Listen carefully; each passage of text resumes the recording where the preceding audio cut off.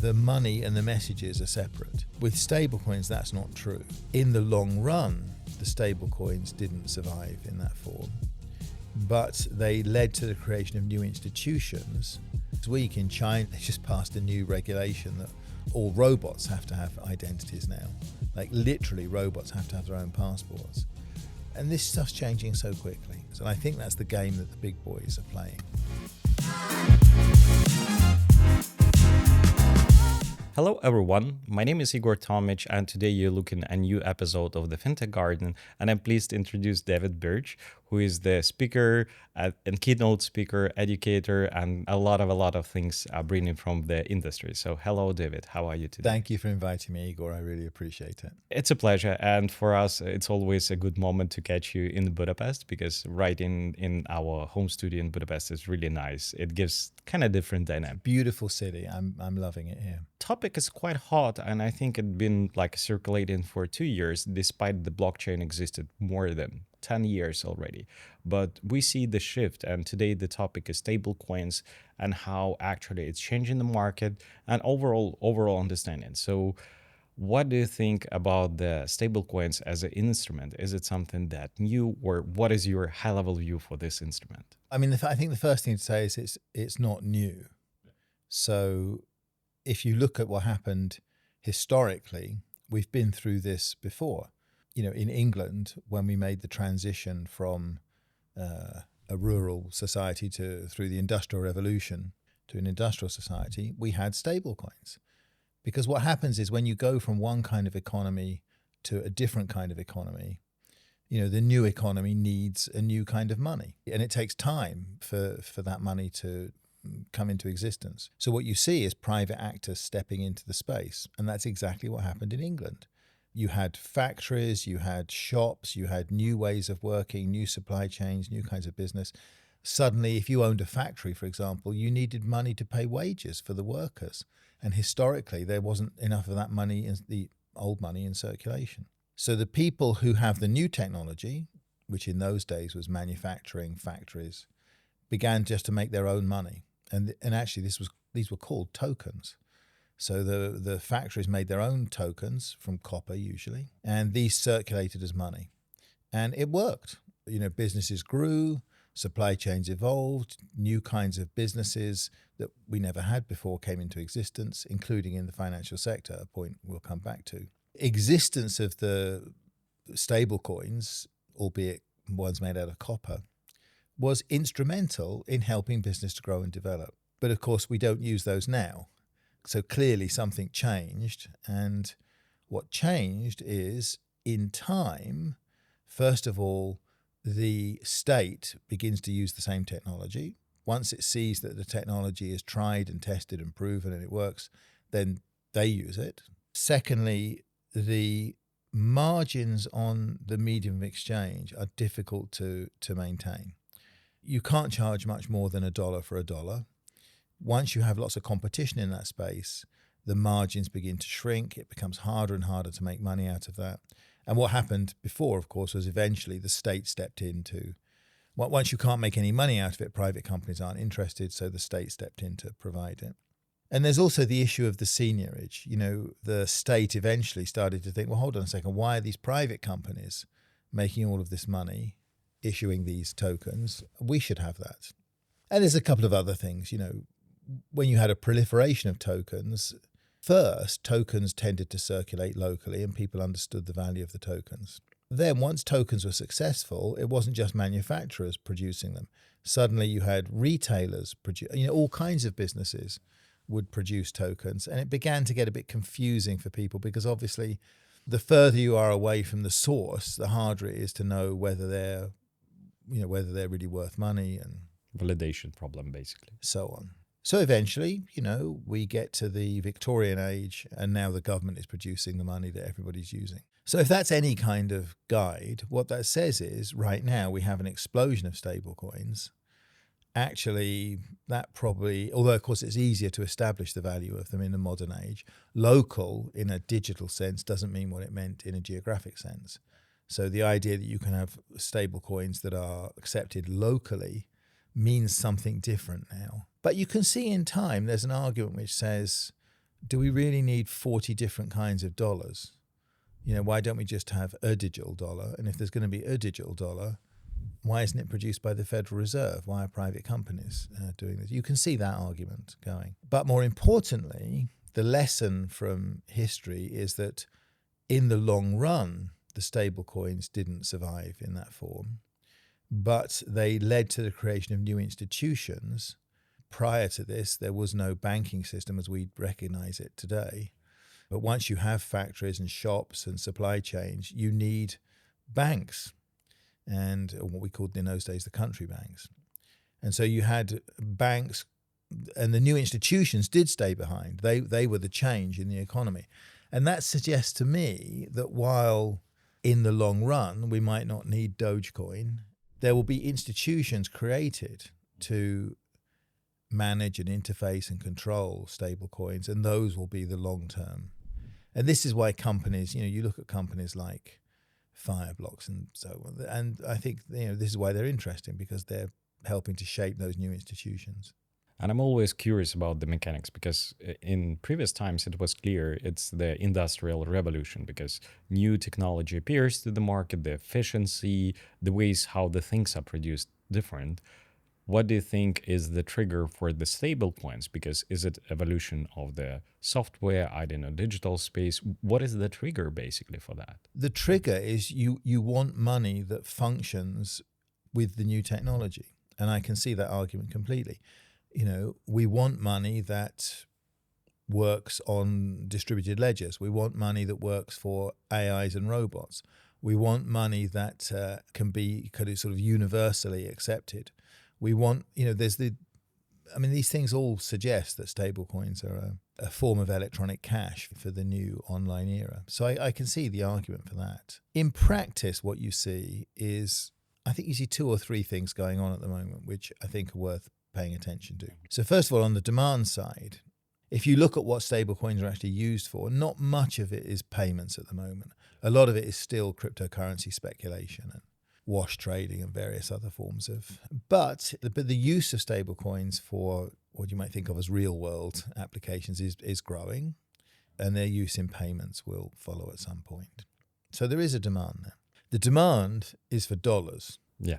And in many countries where people thought that the demand was for cryptocurrency, I think we can now see, as I said at the time, by the way, demand for cryptocurrency was really a proxy demand for dollars. Lots of people want, in many parts of the world, is not Bitcoin or Dogecoin or anything else. What they actually want is dollars. Cryptocurrencies were an imperfect way of getting dollars, but they were better than nothing. But now you have stablecoins, and stablecoins are a much better way of getting dollars. So you can see the demand for that is real as well. That's a second thing. And the third thing is we're just seeing the dawn of the next phase of evolution of agentic commerce and agentic finance.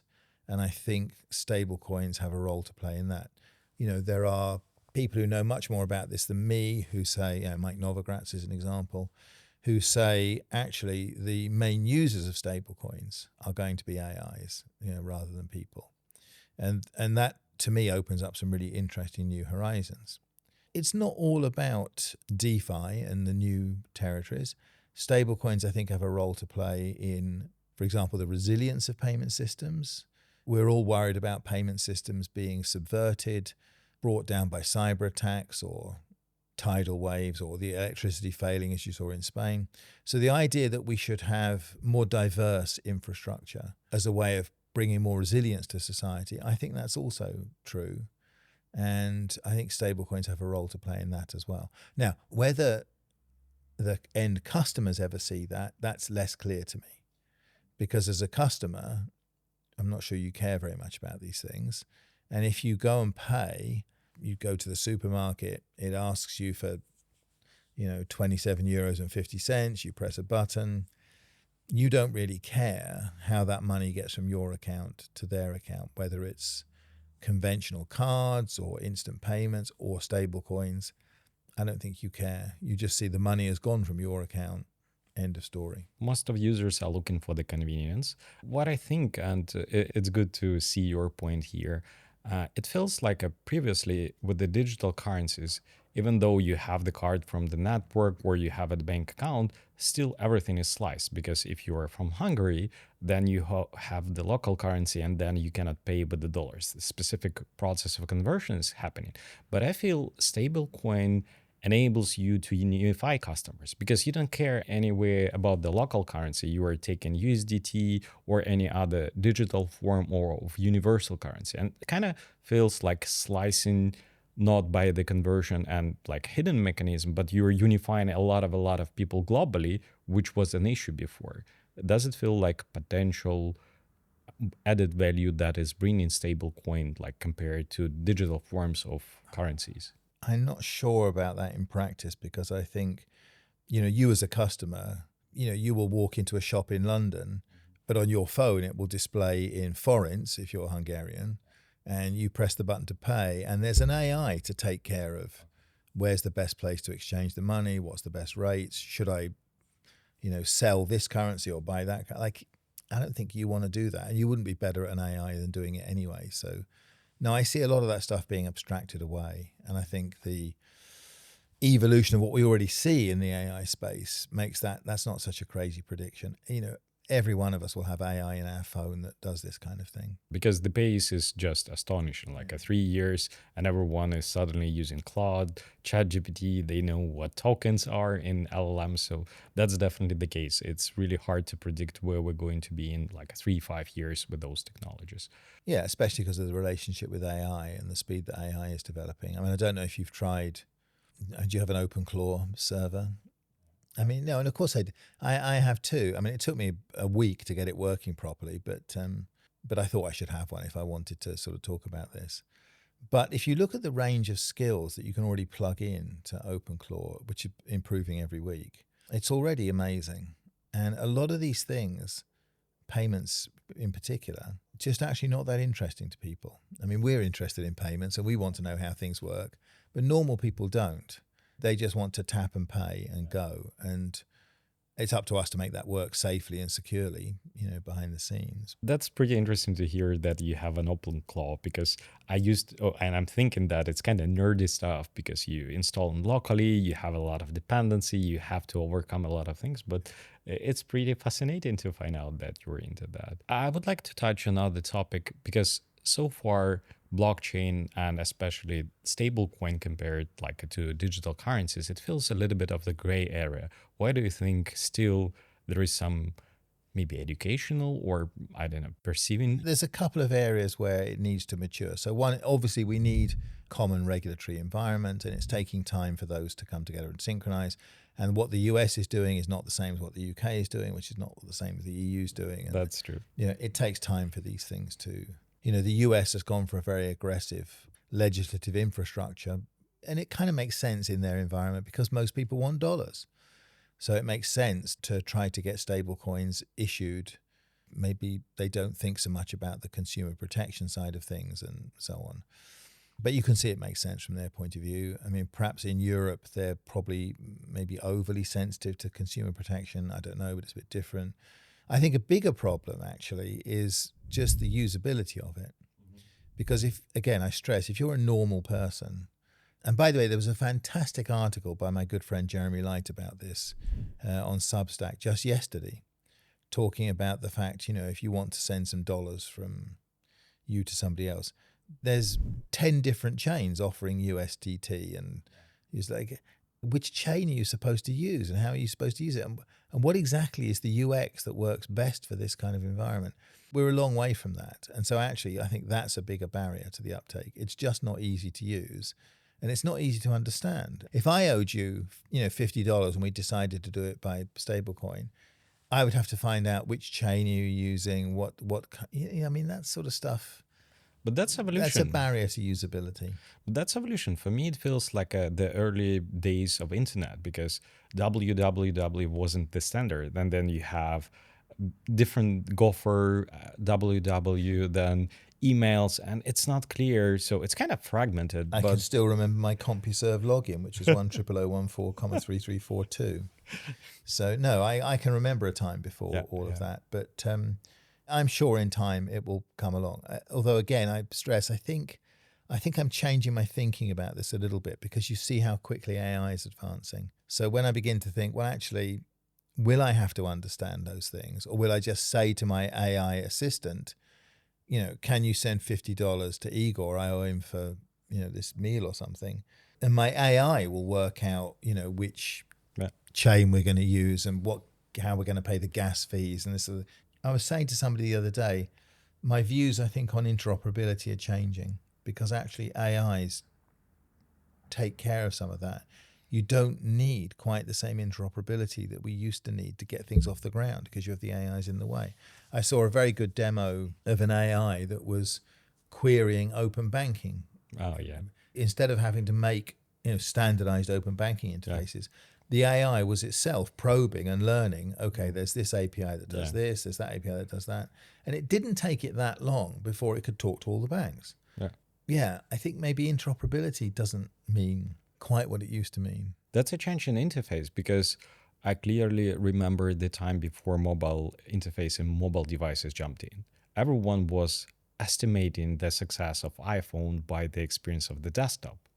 And that's why one of the reasons Microsoft and Ballmer said, like, the phone without the keyboard will not survive because you are taking the experience with the desktop and there is no desktop without the keyboard. It's kind of limited experience. We've lived through that whole cycle, haven't we? Because pretty soon the phones are going to go away as an interface. Maybe. Because we'll just be talking to our glasses or our iPods with cameras in them. Or I read today about Facebook are going to do some sort of pendant thing to spy on you wherever you are, something like that.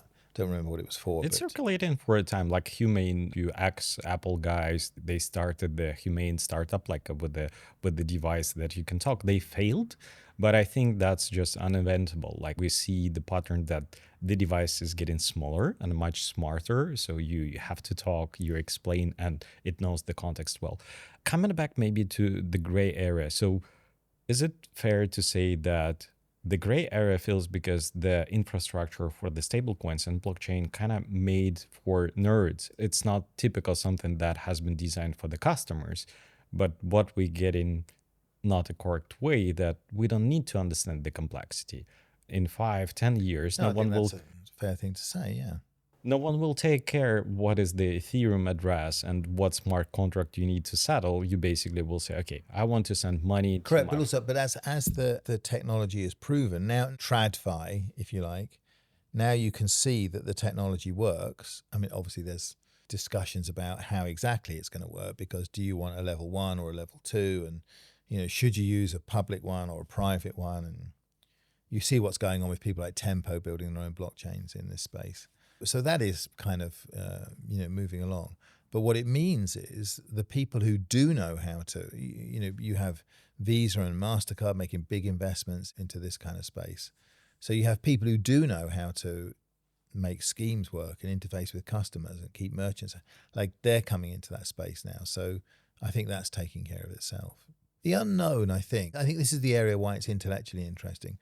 The unknown, I think, is this point about AIs. If it's true that AIs will become the dominant users of stablecoins, then you see the emergence of new economies sitting behind that, sort of new ways of working where networks of agents will interact and pay themselves, directly.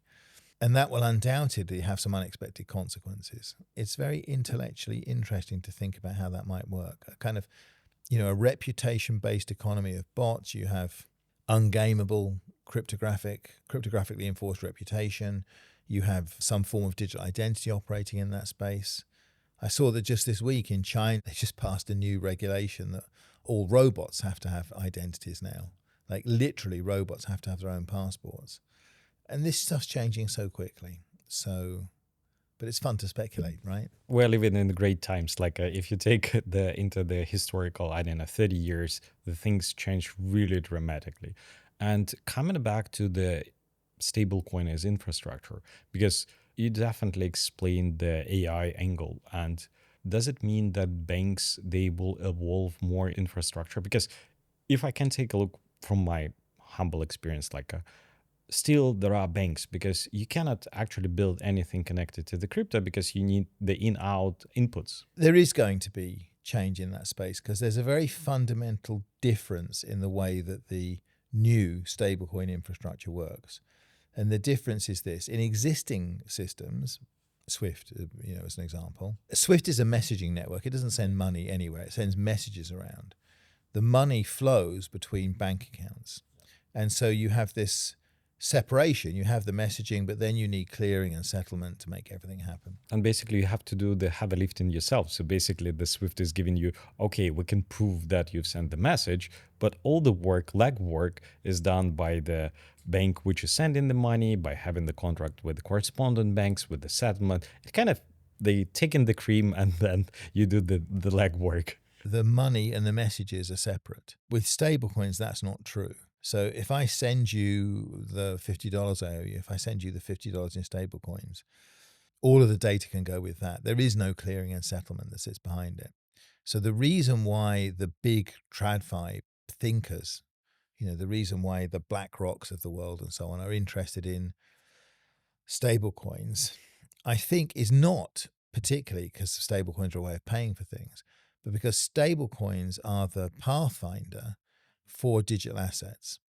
So once you have the networks in place to move stablecoins around, then you can move the digital assets around. And in the beginning, you'll exchange digital assets for stablecoins, but downstream, you'll exchange digital assets for other digital assets. And I think that's the game that the big boys are playing. So what they're thinking is, if we go into this environment where there's no clearing and no settlement, that's not a 10% cost reduction or a 20%, that's an 80% cost reduction. I mean, that massively reduces the cost of financial intermediation. And I think that's why they're all so enthusiastic about moving in that space. So yes, stable coins as a way of moving some money around, in the long run, digital assets as the infrastructure for financial markets, what the BIS calls the Finternet, the next generation FMI, albeit with the, the missing digital identity layer that we don't yet have. I mean, that's another. But it's already coming, like with the mobile devices and like a tech giants like Apple and Google, they introducing digital documents. And we used to have the digital form of the physical document jumping into the electronic system. But right now we see that you can digitalize your driving license in the United States. Will it come into the stablecoin like integration? Because by design, the network was anonymized. I mean, for agentic commerce and agentic finance to work properly, agents have to have identities. And it's an interesting discussion going on at the moment. Do we give them identities by extending the existing digital identity infrastructures that we're growing for people? Do we extend those into agents, actually, and businesses as well? Or do we create new forms of identity infrastructure for agents and make that interoperable with what we have now? And that's a live discussion. I'm not smart enough to know what the answer to that is. It's really hard to predict what is but going it's to interesting. Yeah. And it's definitely sitting on top of the layer of the fintechs or stablecoins, because we have an infrastructure which is moving the funds, settles basically with the same movement. And then we have AI agents. So we will need to solve this one way or another, because that's how we will know. The way I think of it is there's you have this kind of trust layer. Yeah. So you have to work out, is this really Dave Birch? Is this really Barclays Bank? Am I really talking to Walmart?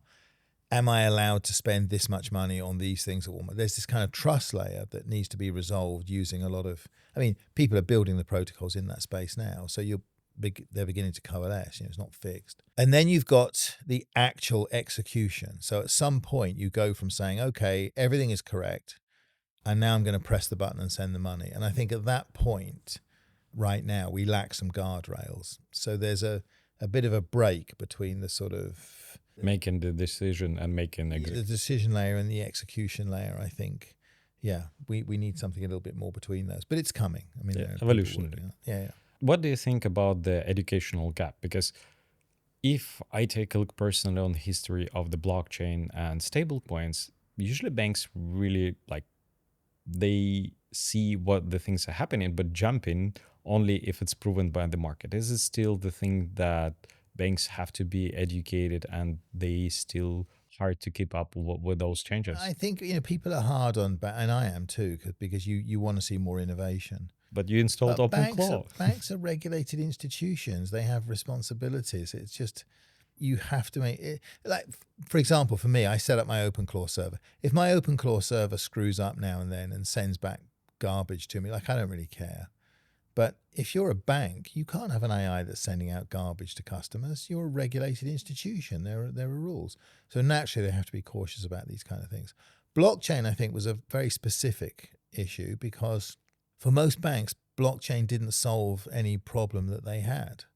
Blockchains are a very specific solution to a very specific problem, which is to do with forming consensus in the presence of untrusted third parties. Well, of course, if you're Swift, if there are untrusted third parties in the network, you've got a lot more to worry about than consensus mechanisms. So it didn't help. And it's taken a while for these new forms. Now we can see these new forms of digital assets that sit on top of it as viable. And you see activity and actually excitement there. Basically, right now, you can tokenize a lot of things. And what I see from the market, there are a lot of approaches to tokenize the things that we used to think about, the wealth management, I don't know, splitting into the small chunks bonds, some trading instruments. So it's kind of something which is becoming more market perceived or market accepted, I would say. What do you think about the future, like for the stable coins and AI, like where we're going to see ourselves in 5 years? Well, 5 years, I think, isn't the long run. 5 years is actually quite soon. So, but I think these things will vanish behind better interfaces, better ways of working. If you assume that in 5 years' time, most of your financial dealings will be handled by bots, orchestrated network of bots. I mean, let's say I have my Barclays Bank bot or my Elon Musk bot or, my Nike bot or whatever, which does these things.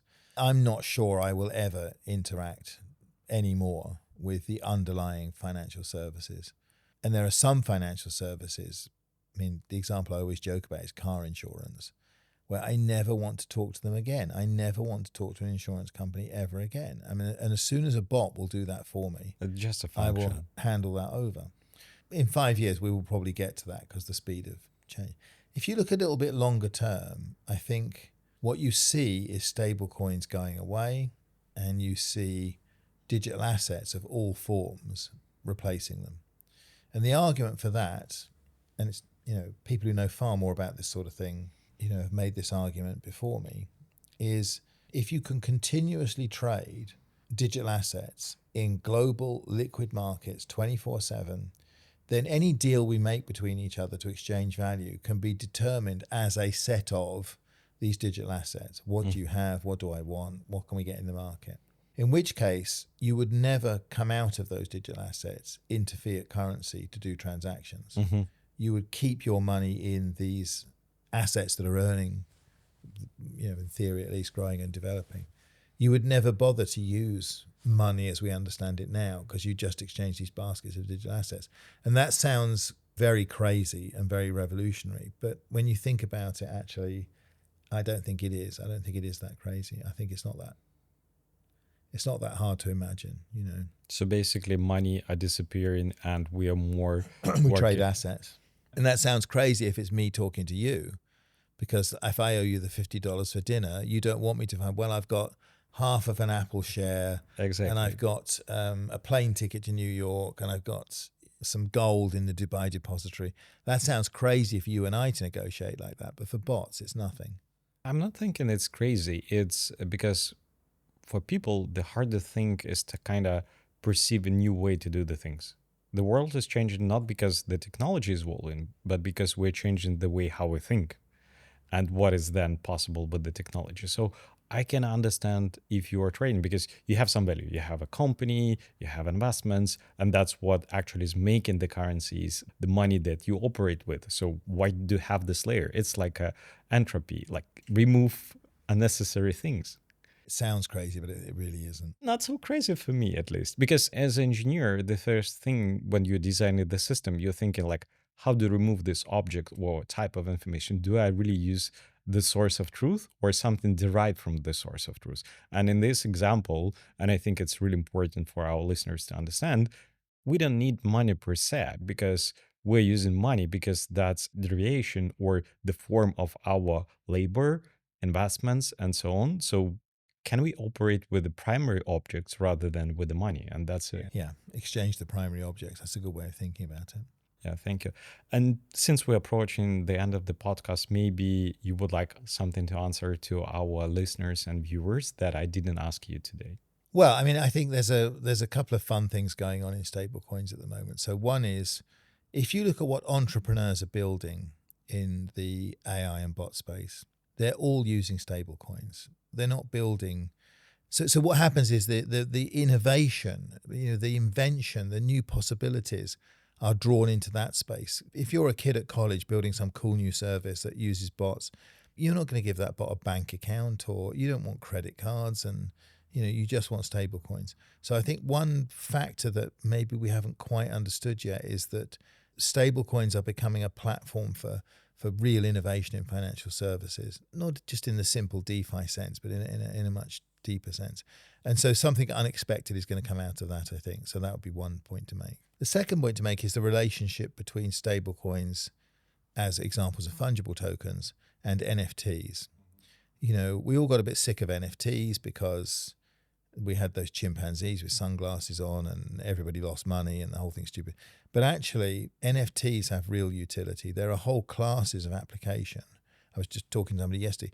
Ticketing is a very good example. Tickets to go to pop concerts or football games. I mean, they're a perfect example of an NFT where you want to be able to buy and sell the NFT, but you don't want any copies or counterfeits or anything like that.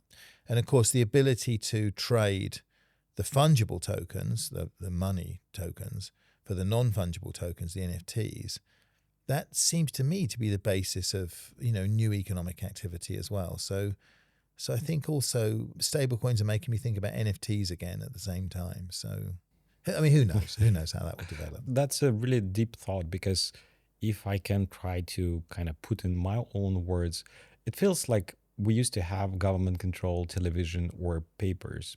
And basically, the internet gave an ability to anyone to utilize infrastructure and become the voice, sharing what they think and how they see the world, compared to the kind of streamlined pipelines that built by others. I'm not sure if that's turned out to be a good idea, but I don't know, but it's definitely the possibility. Like sometimes the new technology or new ways of things, they can be exploited, and that's a good example with an NFT. Like, the idea is really good, and the utilization in the future will be shaped up and more understandable by the consumers and people who are issuing NFT. That's definitely there.